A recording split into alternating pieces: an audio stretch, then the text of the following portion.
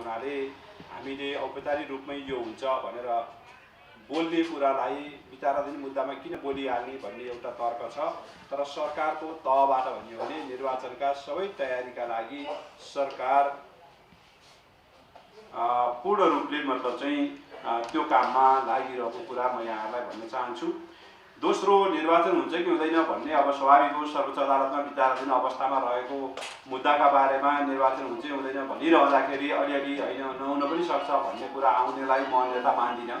तर म दुईटा कुरा, यद्यपि म कानुनको विद्यार्थी होइन, तर म दुईटा कुरा यहाँहरूलाई भन्न चाहन्छु। यो विषयमा संवैधानिक इजलासमा बहस सुरु हुँदाखेरि अस्ति जुन छलफल भयो, त्यो छलफलको क्रममा दुईवटा प्रश्न प्रधान न्यायाधीशले संवैधानिक इजलासको मा बसेर उहाँले जुन सोध्नुभयो। तपाईहरुलाई थाहा छ हाम्रो संविधानको अन्तिम व्याख्याता, संविधानमा कुनै किसिमका अस्पष्टताहरू रहे भने त्यसको अन्तिम व्याख्या गर्ने ठाउँ सर्वोच्च अदालत, सर्वोच्च अदालतभित्रको पनि संवैधानिक इजलास हो।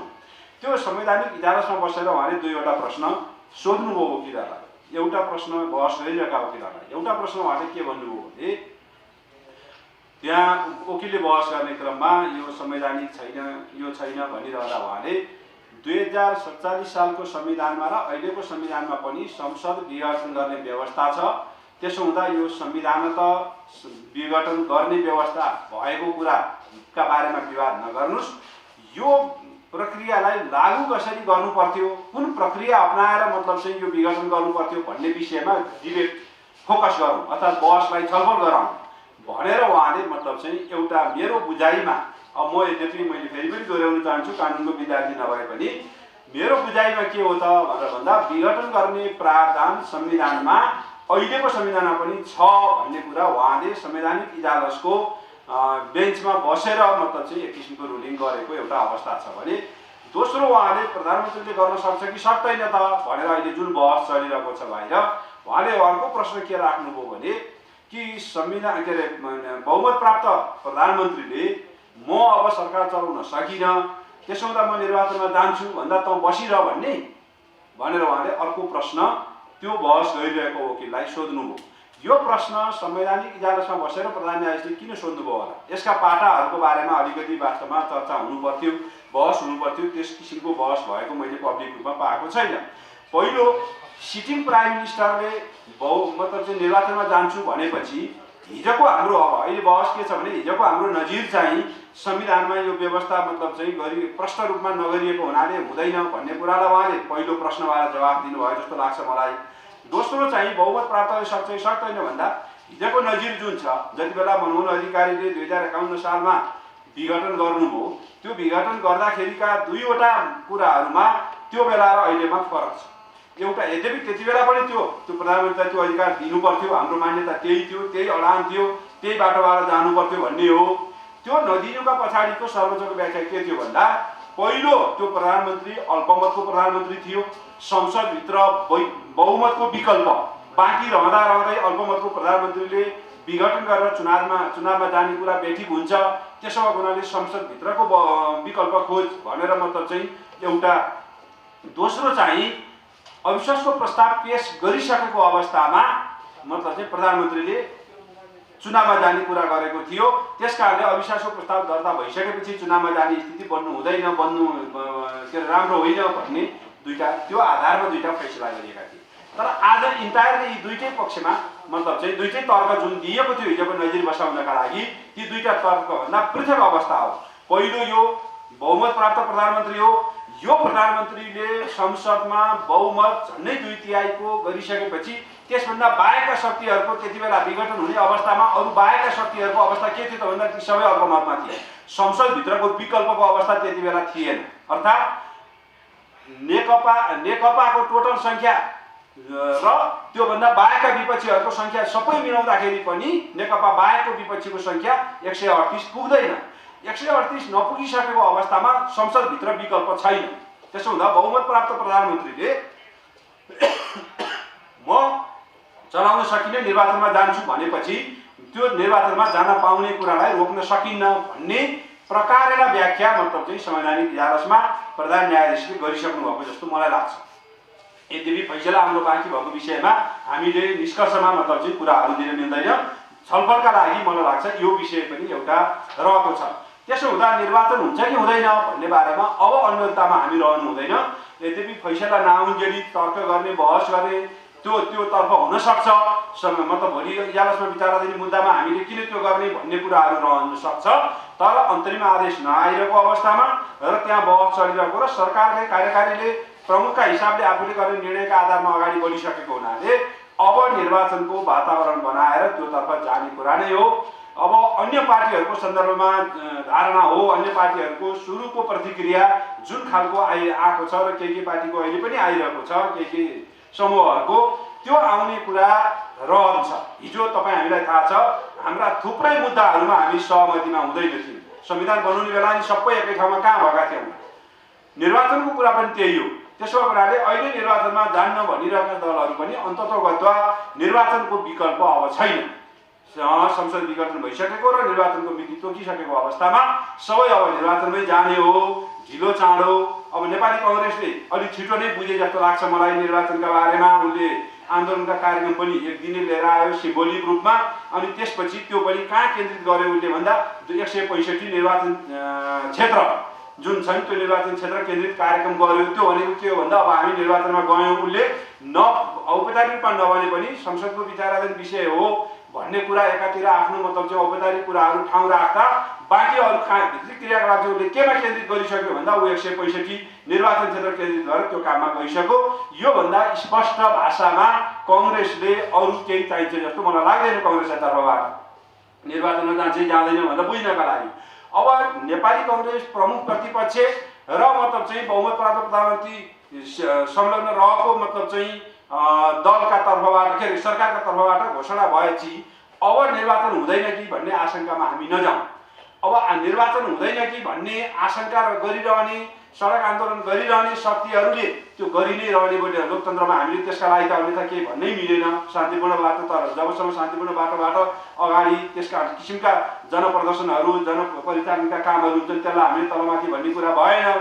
तर अब निर्वाचनका बारेमा आशंका पालिरहनु पर्ने अनि तयारी हुँदैन कि भन्ने हिसाबले हामी जानु हुँदैन। बरु हामीले समय छोटो छ, छोटो समयमा मतलब चाहिँ यसलाई तयारी पुरा गरेर हामी जानुपर्छ। यो छोटो समय पनि फेरि के म भन्न चाहन्छु भने आजको सन्दर्भमा यो अब छोटो समय भन्नु हुँदैन। बेलायतमा 1 महिना अगाडि घोषणा हुन्छ, चुनाव हुन्छ। अरू मतलब चाहिँ थुप्रै विकसित देशहरूमा 1 महिना 1.5 महिनाको भन्दा 2 महिनाभन्दा बढी समय चुनावका लागि लिँदैन। किनभने चुनाव भनेपछि जुन किसिमको मतलब चाहिँ बढी समय खर्च गर्ने, त्यसले चाहिँ अर्थतन्त्रमा पार्ने असर, त्यसले उम्मेदवारको प्रचार प्रसारमा पार्ने असर, यो एउटा असाधारण लोकतन्त्रको एक किसिमले भन्नुहुन्छ भने यो यसका यी जुन पक्षहरू छन् यसलाई हामीले बिस्तारै सुधार्दै लानुपर्छ। अब 6 महिना 8 महिना अगाडिदेखि चुनाव भनेको छ, मान्छेलाई मतलब चाहिँ त्यही किसिमको खर्च, त्यही किसिमको तामझाम, त्यही किसिमको राज्यको निकायहरूको परिचालन यो ढङ्गले होइन। अब चुस्त दुरुस्त छोटो समयभित्र गर्ने प्रक्रियालाई हामीले लानुपर्छ। अहिले त 4 महिना 120 दिन त हाम्रो स्ट्यान्डर्ड टाइम नै हो, त्योभन्दा पहिले नै घोषणा भएको छ। त्यसमा भने तयारी पुग्दैन कि भन्ने त्यो चाहिँ निर्वाचन आयोगले भन्नुपर्ने हो। आयोगले पुग्छ भनेर ऊ तयारीमा जुटिसकेको अवस्थामा अरू कुनै प्राविधिक कारणले पनि कानुनी हिसाबले पनि निर्वाचन हुँदैन कि भन्ने स्थिति निर्वाचनको तयारीका सन्दर्भमा छैन। सर्वोच्चको फाइनल फैसला पर्खेर बसुन्जेली मलाई लाग्छ पार्टीहरू अब आन्तरिक तयारीमा जुट्नेछन्, उनीहरू आन्तरिक मतलब चाहिँ काममा लाग्नेछन् भन्ने मलाई लाग्छ निर्वाचनका सन्दर्भमा। अब जहाँसम्म अहिले यो वैदेशिक मुलुकहरूको विभिन्न मतलब चाहिँ चासोहरू रहेको कुरा स्वाभाविक रूपमा हामीले हिजोदेखि नै हाम्रा वैदेशिक शक्तिहरूलाई हामी स्थायित्वको पक्षमा छौँ। राजनीतिक स्थायित्व विशेष गरी नयाँ संविधान आइसकेपछि, संविधान सभाबाट नयाँ निर्वाचन भइसकेपछि 5 वर्षका लागि अब हामी मतलब चाहिँ स्थायी सरकार प्राप्त गऱ्यौँ र यो स्थायी सरकारले 5 वर्ष पुरा गरेपछि नयाँ निर्वाचन हुन्छ, फेरि अर्को स्थायी सरकार आउँछ र हामी अब राजनीतिक स्थायित्वको बाटोबाट मुलुकको आर्थिक विकास र समृद्धिको बाटोतर्फ अगाडि गयौँ भन्ने सन्देश प्रवाह गरिरहेको अवस्थामा अचानक मतलब चाहिँ सत्तासीन पार्टीभित्रै विग्रहको अवस्था सिर्जना गरेर अनि त्यहाँभित्रबाट विग्रह गरेर अप्ठ्यारो पार्ने जुन खालको स्थिति उत्पन्न भयो, त्यसले उनीहरूमा अलिकति नहुनुपर्ने किन भयो होला भन्ने कुराहरू उनीहरूलाई लागेको हुनसक्छ। त्यसका आधारमा उनीहरूले चासो राख्ने कुरालाई हामीले अन्यथा लिनु हुँदैन। दोस्रो कुरा, चिनिया कम्युनिस्ट पार्टीको टोलीको भ्रमणका विषयमा पनि विभिन्न मान्छेहरूले टिप्पणी उठाएका छन्। म तपाईँलाई 2टा कुरा एकदम स्पष्ट पार्न चाहन्छु। हाम्रो आन्दोलन नेपालको कम्युनिस्ट पार्टीको आन्दोलन म नेपाल कम्युनिस्ट पार्टी माले भन्ने 2047 सालमा एमाले भन्नुभन्दा अगाडि नेकपा मालेदेखिको आन्दोलनको तपाईले एउटा पृष्ठभूमि हेर्नु हो भने हाम्रो आन्दोलन स्वतन्त्र रूपमा अगाडि बढेको आन्दोलन हो।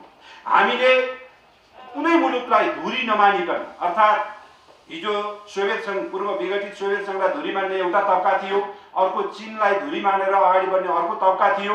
ती कुनै मतलब चाहिँ धुरीलाई पनि नमानिकन हाम्रो मुलुकको परिवेश अनुसार हाम्रा आन्दोलनलाई अगाडि बढाएर लिएर जानुपर्छ। मार्क्सवादलाई हाम्रो मतलब चाहिँ मुलुकको परिवेश अनुसार सृजनात्मक रूपले प्रयोग गरेर जानुपर्छ भन्ने मान्यतामा स्थापित भएर हामी अगाडि बढ्यौँ। त्यस कारणले हामीले जनताको बहुदलीय जनवाद अर्थात् कम्युनिस्ट पार्टी पनि बहुदलीय व्यवस्था स्वीकार्न सक्छ।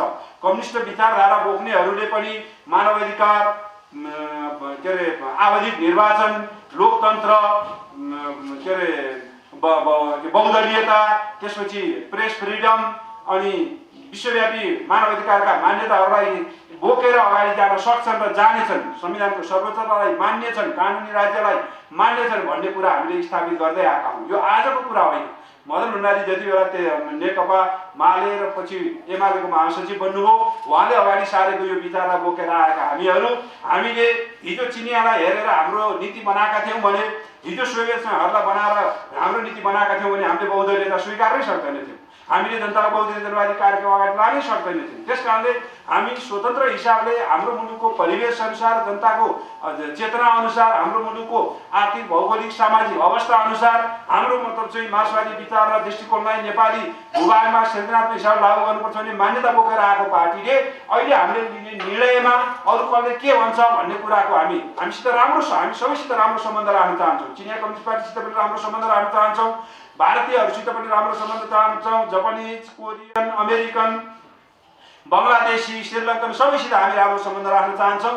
त्यो सम्बन्ध हाम्रो एउटा पाटो हो, तर हामीले हाम्रा आन्तरिक मामलामा लिने फैसलाहरू त्यो हाम्रो अर्को पाटो हो। जुन कुरा हामी हाम्रो आन्तरिक मामलामा लिने फैसलामा अरूका कुरा सुन्छौँ हामी, तर निर्णय लिँदा हामी स्वतन्त्र हिसाबले लिन्छौँ। त्यसो भएको हुनाले उहाँहरू आउनुभयो, उहाँहरूले यहाँको अवस्थाका बारेमा बुझ्न चाहनुभयो, सबैलाई भेटघाट गरेर अवस्था बुझ्नुभएको छ, त्यसपछि उहाँहरू फर्केर जानुभयो। त्यसो हुँदा तपाईँहरूले यसलाई अरू हिसाबले बुझ्नुपर्ने, या मतलब चाहिँ नेपाली जनमानसले म तपाईँहरूको मिडिया मार्फत पनि भन्न चाहन्छु, अरू हिसाबले बुझ्नुपर्ने र अर्कोतर्फ मतलब चाहिँ यसलाई व्याख्या गर्नुपर्ने कुनै आवश्यकता छैन र त्यस हिसाबले हामी नजाउँ भन्ने कुरा म राख्न चाहन्छु। मलाई लाग्छ मैले मेरा विषयहरू यति नै राखेको छु। होइन, यस्तो हुन्छ, उहाँहरूको भ्रमणको अवस्था एउटा स्थिति असामान्यतर्फ जान लाग्दाखेरिको चासो राख्ने कुरालाई हामीले अन्यथा मान्नुपर्ने कुनै कारण छैन। मेरो विचारमा उहाँहरूले आएर निर्णय दिएर यो गर भनेर अनि आँखाले खुरुखुरु त्यो निर्णय मान्दा पो त्यो हस्तक्षेप हो, त्यो बेठिक हो, त्यो गर्नु हुँदैन, त्यसको पक्षमा रहनु हुँदैन। त कसैले अब नजिकको मतलब भारतीय पक्षबाट, चिनिया पक्षबाट, अरू मैत्री मित्र राष्ट्रहरूबाट अहिले के हुन लाग्यो, एउटा स्थायित्व बोकेर अगाडि बढिरहेको मुलुकमा अहिले तपाईँले अचानक मतलब चाहिँ निर्वाचनमा जाने भन्नुभयो, यसले त अस्थिरता अथवा अन्यलतातर्फ लान्छ कि भनेर बुझ्नका लागि गरिने कुरालाई अन्यथा रूपमा बुझ्नुपर्ने, अन्यथा रूपमा व्याख्या गर्नु पर्दैन। यो सामान्य किसिमको प्रक्रिया हो, यो हुँदै पनि आएको हो, हिजो पनि हुन्थ्यो, अहिले पनि भइरहेको छ। तर यी कुराहरूले हाम्रा आन्तरिक मामलामा हामीले लिएका अडानहरू, हामीले लिइरहेका मान्यताहरू, हामीले मतलब जान खोजेको बाटोको बारेमा उनीहरूले हस्तक्षेप गर्ने कुरा चाहिँ हामीलाई सही हुँदैन। हामीले त्यो हिजो पनि मानेका छैनौँ। हिजो हामीले थुप्रै नीतिहरू बनाउँदाखेरि थुप्रै अडानहरू राख्दाखेरि मानेका छैनौँ र त्यही कुरा आज पनि मानिँदैन, भोलि पनि मान्नु हुँदैन भन्ने कुरा म राख्न चाहन्छु। त्यही छै पत्रकार साथी भन्नुहोस्। अब भनेपछि जस्तो अहिले के आछ भन्दाखेरि संसद पुनर्स्थापनाको लागि प्रधानमन्त्री दबाब आछ, त्यो सम्भव छ? मैले अघि नै पुनर्स्थापनाको लामो व्याख्या गरेँ, तपाईँ बाहिर जानुभएको सम्भव छैन। अब पुनर्स्थापनातर्फ जाने कुरा होइन, निर्वाचनतर्फ जानुपर्छ। यो अन्यलता र यो अस्थिरतातर्फ जान खोजेको जुन एउटा स्थिति थियो त्यसलाई जनता सार्वभौम सत्ता सम्पन्न जनता छन्, अन्तिम जनताको फैसला नै सबैले मान्नुपर्ने कुरा हो लोकतन्त्रमा। त्यसो हुँदा प्रधानमन्त्रीले अन्तिम मतलब चाहिँ फैसला गर्ने अधिकार जनतामा रहेको कुरा, सार्वभौम सत्ता जनतामा रहेको कुरा। यहाँ मैले कतिपय साथीहरूले सार्वभौम सत्ता राष्ट्रपतिमा आएको हो, प्रधानमन्त्रीमा आएको हो भनेर एक किसिमले व्यङ्ग्यात्मक हो या सिरियसली के हो कुराहरू उठाइरहेको भन्न पाउँछु। एउटा मतलब चाहिँ बहुमत प्राप्त प्रधानमन्त्रीले मैले अहिले चलाउने अवस्था सहज भएन, त्यसो हुनाले जनताले नयाँ फैसला दिनुहोस् भन्दा लोकतन्त्रमा कहाँनिर मतलब चाहिँ त्यो सार्वभौमिकतामाथि क्वेसन उठ्यो।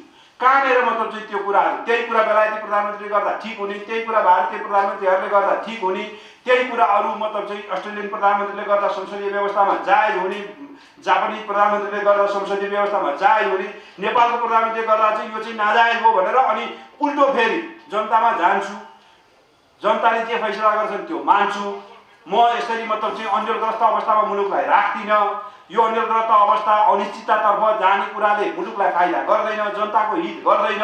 त्यो म्यान्डेट पनि होइन हामीलाई। जनताले हिजो हामीलाई म्यान्डेट दिँदाखेरि स्थिरतातर्फ, आर्थिक विकास र समृद्धिको बाटोतर्फ, त्यो स्थिरता र समृद्धिको बाटोतर्फ जानको लागि दिएको म्यान्डेटमा माथि बस्ने केही नेताहरूले चलखेलका कारणले उहाँहरूले मतलब चाहिँ आफ्ना व्यक्तिगत स्वार्थ, आफ्ना केही व्यक्तिगत एजेन्डा बोकेर त्यसका माध्यमबाट यसलाई अस्थिरतातर्फ लान खोज्ने, यहाँ हलचल पैदा गर्न खोज्ने यी खालका प्रवृत्तिहरू भए।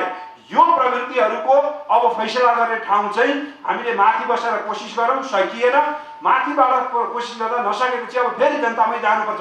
लोकतन्त्रमा योभन्दा सुन्दर पक्ष, योभन्दा लोकतन्त्रलाई बलियो बनाउने, योभन्दा लोकतन्त्रलाई म्याच्युरिटीतर्फ लिएर जाने कुरा अरू के हुनसक्छ। मै पदमा बसिरहन्छु, म छोड्दिनँ, जे भए पनि म गर्छु भनेर प्रधानमन्त्रीले भन्या भएको, प्रधानमन्त्री अथोरिटारियन भयो, प्रधानमन्त्रीले चाहिँ बदलुता देखायो, प्रधानमन्त्री चाहिँ के अरे बेठिक गर्यो भन्ने कुरा हुन्छ। प्रधानमन्त्रीले त यो अनिश्चितता र अनिश्चितता र यो मतलब चाहिँ उसको जनताले दिएको म्यान्डेटभन्दा विपरीतको अवस्था हो, जनतामा फेरि फैसला गर्न जाउँ भनेर भन्ने कुरा। योभन्दा इजरायलमा तपाईँलाई थाहा छ अहिले 2 वर्षको बिचमा 4औं निर्वाचन हुन गइरहेको छ। मार्चमा 2 वर्ष पुग्दैछ, 4वटा निर्वाचन। त्यसो हुँदा लोकतान्त्रिक व्यवस्थामा गरिने कुरा के हो त भन्दा माथि केही नेताहरू आफ्नो स्वार्थ अनुसार जनतालाई दिएको म्यान्डेटलाई दुरुपयोग गर्न खोज्ने कोसिस भयो भने अन्तिममा जनतालाई फैसला गर्न दिनुपर्छ। जनताले जसलाई जायज ठान्छन् त्यही रहने हो। जनताले जायज नठान्ने व्यक्ति सत्तामा बस्नु हुँदैन भन्ने मान्यता हो। लोकतन्त्रको यो अत्यन्त आधारभूत मान्यता हो। यो मान्यता तपाईँले संविधानमा कसरी लेख्नु भएको छ, संविधानमा कहिलेकाहीँ लेख्नु भएको छ कि छैन, कानुनमा तपाईँले उल्लेख गर्नुभएको छ कि छैन भन्ने कुरासित व्याख्या गर्दैन। केही कुराहरू युनिभर्सल मान्यताका कुरा हुन्छ, विश्वव्यापी मान्यतामा आधारित कुराहरू हुन्छ। त्यो विश्वव्यापी अभ्यासले पनि ती कुराहरू हामीले अप्नाइरहेका हुन्छौँ। उदाहरणको लागि बेलायतमा लिखित संविधानै छैन, लिखित संविधान छैन, संविधानले लेखा छैन यो कसरी गर्ने भनेर उनीहरू पर्खेर बस्दैनन्। उनीहरूले आफ्नो परम्परा हेर्छन् अनि अभ्यास आफूले के अपनाउँदै आइएको छ त्यो अभ्यासका आधारमा जनता र मतलब चाहिँ राष्ट्रलाई अनि लोकतन्त्रको आधारभूत मूल्य र मान्यताभन्दा पृथक नहुने गरी त्यो काम हुन्छ भने उनीहरूले त्यो कुराहरू अगाडि जान दिन्छन्। अनि त्यही कुरा यहाँको सन्दर्भमा चाहिँ अर्को व्याख्या हुन्छ। अनि म त अचम्म के लागिरहेको छु भने लोकतन्त्रवादी भनिने, प्रजातन्त्रका लागि सबैभन्दा बढी हामी हौँ भनेर दाबी गर्ने साथीहरू, विभिन्न सेक्टरका साथीहरू सबैभन्दा बढी यो चाहिँ अहिले लोकतान्त्रिक विधि अपनाएर जनतामा जाने कुराको विरोध गरिरहनु भएको छ अथवा उहाँहरूले चाहिँ मतलब यसलाई आलोचना गरिरहनु भएको छ। यसमा अचम्म लाग्छ मलाई कि लोकतान्त्रिक व्यवस्थामा जनताको फैसला सुन्छु म, जनतामा जान्छु भन्ने प्रधानमन्त्रीलाई त तानाशाही भइस्, त के अरे एकाधिकारवादी भइस्, तैँले चाहिँ मतलब सत्तामा यस्तो गर्न खोजिस् भनेर आरोप लगाउने कुरा के इतिहासले यो कुरा सही ठहर्ला? भोलि सही ठहर्छ? संविधानमा पनि हामीले संविधानमा छैन छ भन्ने कुराको त अन्तिम फैसला गर्ने संवैधानिक इजलास छ त। इजलासमा बसेर प्रधान न्यायाधीशले बहस सुरु गरिसकेका छन्। त्यही हो हाम्रो संविधानभित्रका अस्पष्टताहरू अन्तिम फैसला गर्ने ठाउँ त्यही संवैधानिक इजलास हो। अरू कसैले व्यक्तिले मैले भनेर नि हुँदैन, प्रधानमन्त्रीले भनेर नि हुँदैन, अरू कुनै वरिष्ठ वकिलले भनेर पनि हुँदैन। त्यो फैसला गर्ने ठाउँ संविधानमै हामीले व्यवस्था गरेका छौँ, सर्वोच्च अदालत हो। सर्वोच्च अदालतले फैसला गर्नका लागि छलफल सुरु गरेको छ, त्यसलाई कि त पर्खिन दिउँ, त्यो पनि पर्खिन नदिने। अनि प्रधानमन्त्रीले गरेका कुरा बेठिक छ, अझ हुँदा हुँदा अदालतलाई समेत प्रभावित गर्ने गरी विभिन्न किसिमका मतलब चाहिँ गतिविधिहरू, लेखहरू, अभिव्यक्तिहरू जुन ढङ्गले आइरहेको छ यो स्वस्थ होइन। म के भन्छु भने स्वस्थ तरिकाबाट मतलब चाहिँ हामीले अगाडि गयौँ भने लोकतन्त्रले म्याच्युरिटी पनि गेन गर्छ, हाम्रै अभ्यासहरूबाट हामीले फेरि समृद्ध पनि हुँदै जान्छौँ र त्यो बाटोतर्फ हामी अगाडि जाने एउटा स्थिति बनेको छ। यसको पक्षमा हामीले जानुपर्छ। ठिक हो, 1.5 वर्ष पछाडि हुने चुनाव 1.5 वर्ष अगाडि हुने, 5औं वर्षमा त हामीले चुनाव गर्नै पर्थ्यो, हामीसित कुनै विकल्प थिएन। त्यो ठिक 1 वर्ष 6 महिना अगाडि हुन पर्यो। त्यो 1 वर्ष 6 महिना अगाडि र पछाडिका कुरालाई लिएर अनि लोकतन्त्रको आधारभूत मान्यता, लोकतान्त्रिक अभ्यास, लोकतान्त्रिक विश्वव्यापी मान्यताका आधारभूत अभ्यासमाथि प्रश्न उठाउने काम हामी नगरौँ। किनभने हामी त्यही व्यवस्था ठिक हो हाम्रो मुलुकका लागि, यही व्यवस्थाले नै हामीले समृद्धिको बाटोमा जान सक्छौँ, जनताका परिवर्तनका आकाङ्क्षा पुरा गर्न सक्छौँ भनेर हिँडेका मान्छेहरू हौँ हामी। त्यसो हुनाले त्यो बाटोतर्फ जाने भनेर हिँडेका हामी यी खालका मान्छेहरूले अर्को दायाँ बायाँ गरेर अनि यता चलखेल भएका कुरालाई चाहिँ ठिक हो भन्ने जस्टिफाई गर्यौँ भने क्षणिक रूपमा त अहिले त्यो प्रधानमन्त्रीको विरोध गरे जस्तो होला, प्रधानमन्त्रीप्रति चित्त नबुझ्दा आफूले मतलब चाहिँ मैले तुष्टि मेटी भन्ने कुरा आउला। तर दीर्घकालीन रूपले यस्ता कुराहरूले उहाँहरूले जे मान्यता बोकिरहनु भएको छ, लोकतान्त्रिक मान्यता, डेमोक्रेटिक मान्यता, विश्वव्यापी रूपमा म एउटा डेमोक्रेसीको पक्षमा छु भन्ने मान्यतामा भोलि फेरि त्यसै गरी उभिएर त्यसै गरी बहस गर्नका लागि चाहिँ अप्ठ्यारो पर्न सक्छ। यसतर्फ सबैले ध्यान दिनुपर्छ भन्ने मलाई लाग्छ। यति भन्दै म बिदा हुन चाहन्छु। अब यो काम चलाउ सरकार सबैले भनेका छन् प्रधानमन्त्री कुनै काम गर्न पाउनुहुन्न, नियुक्ति गर्न पाउनुहुन्न, राष्ट्रिय परियोजना परियोजनामा चाहिँ अगाडि बढ्न पाउनुहुन्न भन्नुभएको छ। संविधानमा जे व्यवस्था छ त्योभन्दा दायाँ बायाँ यो सरकारले कुनै कुरा गर्दैन। संविधान र कानुनले तोकेको छ। अहिले यो सरकार चुनाव घोषणा भइसकेपछि यसको के अवस्था हुन्छ भन्ने बारेमा संविधानमा उल्लेख छ। त्योभन्दा दायाँ बायाँ केही पनि छैन। संविधानले भन्दा बाहिर जाने अधिकार प्रधानमन्त्रीलाई पनि छैन, सरकारलाई पनि। सरकार त्यही अनुसार चलेको छ, त्यसै अनुसार अगाडि बढ्छ, उसले त्यस अनुसारको क्रियाकलाप गर्छ। पार्टी फुटको अवस्थामा गइसक्दा पनि नि प्रधानमन्त्रीले यसलाई चाहिँ रोक्ने पहल गरेको देखिँदैन नि पछिल्लो समय। पार्टी फुटको समयमा रोक्ने पहल गरेन भनेर तपाईँले भनिरहँदा म तपाईँलाई एउटा अनुरोध गर्न चाहन्छु। सिटिङ प्रधानमन्त्री अर्को अध्यक्षको भरमा गएर पार्टीलाई एक बनाएर लैजाउँ। यसमा तपाईँहरूले जे तथाकथित आरोपपत्र भनेर ल्याउनु भएको छ त्यसलाई फिर्ता गरिदिनुहोस्। मलाई प्रधानमन्त्री तपाईँले साँच्चै नै मन नपरा भए ठिक छ, ल म चाहिँ छोडिदिन्छु। वामदेवलाई निर्वाचित गराएर लिएर यहाँ आउनुभएको छ, वामदेव गौतमलाई मतलब चाहिँ निर्वाचित गराएर उहाँलाई प्रधानमन्त्री बनाऊँ, म छोडिदिन्छु। तर यो विग्रहको बाटोमा नजाउँ भनेर अनुनय विनय गरे, त्यही होइन? त्यहाँभन्दा प्रयास के गर्नु पर्यो त्योभन्दा पर्दैन। अनि उहाँहरू यतातिर प्रधानमन्त्रीलाई इङ्गेज गराउने छलफल गर्ने हामी गरिरहेका छौँ भन्ने भित्रभित्र अविश्वासको प्रस्ताव तयार गरेर राष्ट्रपति कहाँ पुग्ने, विशेष अधिवेशनका लागि महाभियोग राष्ट्रपतिलाई लगाउने तयारी गरिरहने खेलमा उहाँहरू लागिरहनु भएको थियो। त्यसो हुँदा यसलाई मतलब चाहिँ त्यस हिसाबले बुझौँ। जे भइरहेको छ त्यो घटनालाई तथ्यगत हिसाबले हामीले बुझ्यौँ। हामीले चाहिँ त्यो हिसाबले भइरहेका घटनाक्रम 1 वर्षदेखिको घटनाक्रम तपाईँले चाहिँ अलिकति हेर्नुभयो भने त्यो कुरा पाउनुहुन्छ। त्यसको जवाब हिजो देशमा राजनीतिक अस्थिरता हुँदाखेरि भारतीयहरूको एकदमै चलखेल हुनु गर्थ्यो। त्यसलाई हामीले भारतीय हस्तक्षेप मुर्दाबाद, भारतीय हस्तक्षेप बन्द गर भनेर भन्थ्यौँ। अहिले चिनिया हस्तक्षेप अत्याधिक बढेको छ, खास गरी नेकपा पार्टीभित्र। यसलाई हामीले हस्तक्षेप भन्ने कि नभन्ने? मैले तपाईँ ढिला आउनुभयो जस्तो छ। मैले धेरै भनिसकेँ यस विषयमा। हामीले गर्ने निर्णय प्रक्रियामा, हाम्रा आन्तरिक मामलाका निर्णय प्रक्रियामा कुनै मुलुकको हस्तक्षेपलाई पनि हामी स्वीकार्दैनौँ। ती हाम्रा आन्तरिक मामला हुन्, त्यसभित्र हामीले कुनै किसिमको पनि हस्तक्षेपलाई हामी स्वीकार्दैनौँ। तर भेटघाट हुने कुरा, भ्रमण गर्ने कुरा, कुराकानी गर्ने कुरा, त्यो सबैसित हामीले गरिरहेका छौँ, गरिरहन्छौँ र त्यो हुन्छ। मूल कुरा के हो भने यहाँको नेतृत्वले आफूले गर्ने निर्णयका मामलामा कहीँ कतैबाट प्रभावित हुनु भएन। त्यो प्रभावित भएको कुरा, त्यो मतलब चाहिँ निर्णय प्रक्रियामा उनीहरूले हस्तक्षेप गरेको कुरा आयो भने जसले गरे पनि त्यसको विरोध गर्नुपर्छ। त्यसलाई फलानुले गरेको चाहिँ ठिक, अर्कोले गरेर बेठी भन्ने हुँदैन। त्यसमा कुनै किसिमको हुँदैन। यो जुन उपविदेश मन्त्रीको भ्रमण भएको छ नि, यसलाई चाहिँ नेपालीले कसरी बुझ्ने? उपविदेश मन्त्री आए, उनले यहाँको अवस्था जे मतलब चाहिँ स्थिर सरकार बनाएको, सरकार अगाडि बढिरहेको, पार्टीहरूले काम गरिरहेको भन्ने बुझेको ठाउँमा नयाँ डेभलपमेन्ट भयो, अवस्था के रह्यो भन्ने बारेमा उनले बुझ्न आए। उनले विभिन्न मान्छेहरूलाई भेटे, सबै राजनीतिक शक्तिका नेताहरूलाई भेटेर उनले जे रिपोर्ट लिएर जानु उनी गए। उनी यहाँ रहेर यहाँ कुनै निर्णयमा प्रभावित गरेको खोजेको थियो भने त्यो बेठिक हुन्थ्यो। उनले कुनै निर्णय प्रक्रियामा जे हामीले बाटो निर्णय घोषणा गरेर अगाडि बढिरहेका थियौँ त्यसमा तलमाथि हुने भएको थियो भने त्यो हामीलाई बेठिक हुन्थ्यो। त्यो हस्तक्षेप हो, त्यसको बारेमा हामी विरोध गर्थ्यौँ। तर छिमेकी मुलुकले, मित्र राष्ट्रहरूले के भइरहेको छ भनेर जायज बुझ्नका लागि आउने वा उनीहरूले बुझ्नका लागि भेटघाट गर्ने कुरालाई अन्यथा मानिँदैन, कहीँ पनि मानिँदैन। यहाँ पनि त्यो कुरा हुन्छ। जस्तो हिजो माधवमा नेपाली के भन्यो भने केपी शर्मा भने गणतन्त्र विरोधी हो, संहिता विरोधी हो। उहाँले कुनै पनि भूमिका खेल्नु भएको छ देशको परिवर्तनमा। केपी शर्मा ओली भनेको लोकतन्त्र विरोधी नेता भने जस्टिफाई गर्नु।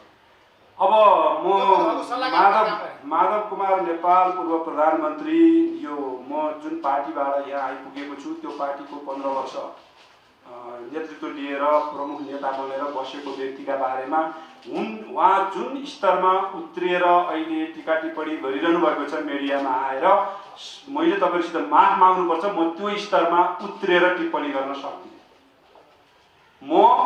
मेरो उहाँभन्दा म तलको हुँला, तर मेरो मर्यादा, मैले दिने अभिव्यक्ति, मैले बोल्ने भनाइ, जे म भनिरहेको हुन्छु त्यो भनाइ आज भनेर अहिले तपाईँहरूसित भनेर भोलिपल्ट अर्को पत्रकारलाई बोलाएर माफी माग्ने खालका भनाइहरू म बोल्न चाहन्छु।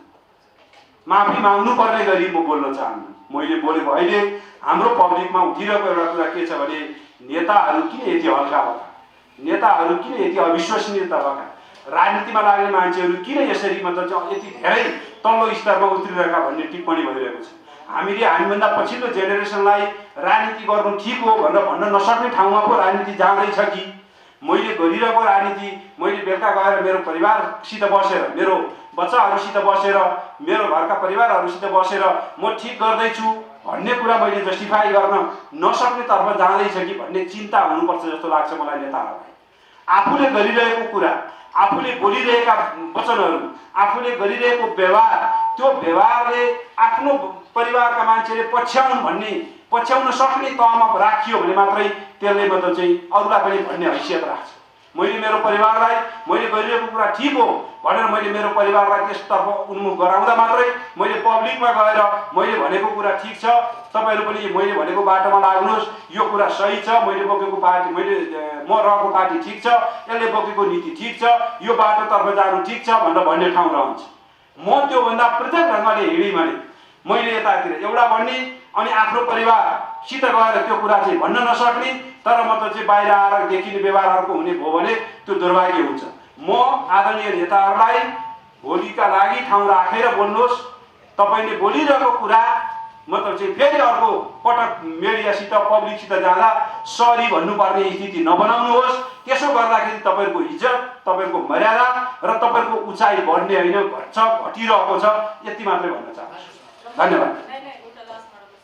जस्तो संसद योभन्दा अगाडि पनि संसद भङ्ग भएकै थिए र पहिला जुन प्रधानमन्त्रीज्यूहरूले चाहिँ संसद गर्नुभन्दा अगाडि चाहिँ रिजाइन पनि गर्नुहुन्थ्यो, तर अहिलेसम्म प्रधानमन्त्री मैले भनिसकेँ त्यो विषयमा। तपाईँ ढिला आउनुभयो। प्रधानमन्त्रीले संविधानमा त जे व्यवस्था छ त्यो व्यवस्था गर्ने हो। प्रधानमन्त्रीलाई अहिले अरूले के भनिरहेका छन् भन्ने आधारमा प्रधानमन्त्री निर्णय गर्ने होइन। संविधानमा निर्णय राजीनामा दिनु छ भन्ने प्रावधान छ भने राजीनामा दिने कुरा हुन्छ, संविधानमा छैन अथवा कानुनमा छैन भने त्यो अरूले भनेर त्यो कुरा हुँदैन। अहिले जे भइरहेको छ, प्रधानमन्त्री गरिरहनु भएको छ, त्यो कानुनभन्दा बाहिर छैन, संविधानभन्दा बाहिर छैन। यहाँहरूले संविधान एकचोटि हेरिदिनु होला। धन्यवाद।